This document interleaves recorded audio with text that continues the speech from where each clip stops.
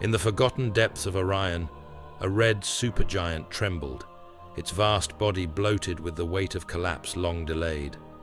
It had once borne names spoken by stargazers, drawn into charts by mythmakers, marked in ancient skies like a wound left by the divine. But the voices that had called it sacred had long since faded, buried beneath the silence of civilizations that vanished beneath their own gravity. Now, it burned alone, its light no longer summoned by worship or wonder, but left to wander unreceived through the silence between worlds. There were no eyes to measure its radiance, no voices to speak its name. It endured without audience, a fire untethered from meaning, waiting not for death, but for release from the memory of being seen. Its surface writhed, not in rage, but in a slow unraveling, arcs of fire folding back upon themselves, as if the star sought to unwrite the force that bound it. Waves of red light unfurled into the dark, casting off the balance it had held for eons. What escaped was not brightness, but the memory of radiance, dense, deliberate, immeasurably old. It moved with the solemnity of farewell, as though the universe had granted it the quiet mercy of ending.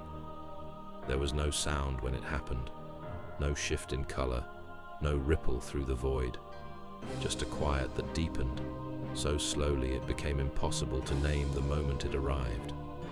The light kept moving, unhurried. The dark remained unchanged, but something beneath it all had receded, something once woven into the rhythm of everything, and its absence was felt not in noise, but in how nothing dared to move against it. As the great body dimmed above, its final light reached the edge of a world long hidden from maps and memory.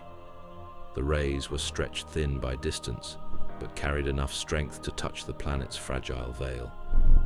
When they met the upper atmosphere, it ignited, slow at first, then sudden. Fire swept across the sky in long arcs. Deep red churned at the edges.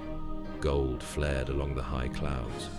White flamed through the canyons, like old scars being seen again. The air did not resist. It opened.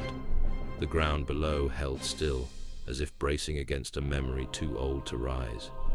The world stayed still, its stone held firm, unchanged beneath the weight of fire. It did not resist what arrived.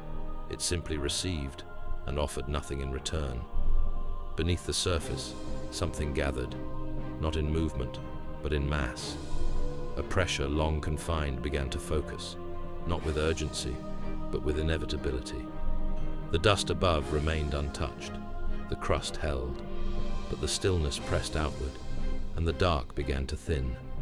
The ground opened with precision. A line split across the plain, revealing a cavity hidden beneath centuries of silence. From it, a vessel emerged, tall, dark, and smooth. It rose without sound or signature, guided by a force without urgency. Another followed, and then another. They climbed in perfect sequence, each halting at the same fixed height. They hovered without motion. No part of them pulsed or shifted. They simply arrived and held their place, as if the act of rising had been the last command they were ever given. Above them, the atmosphere still burned. The sky roared with color, torn by the star's collapse. The planet offered no response. The vessels remained where they were, waiting. The wave hit with a roar that shook the upper sky. The vessels did not react. One by one, they vanished. No resistance, no delay, erased with the same precision that had brought them into place. High above, the remnants of the star spread outward.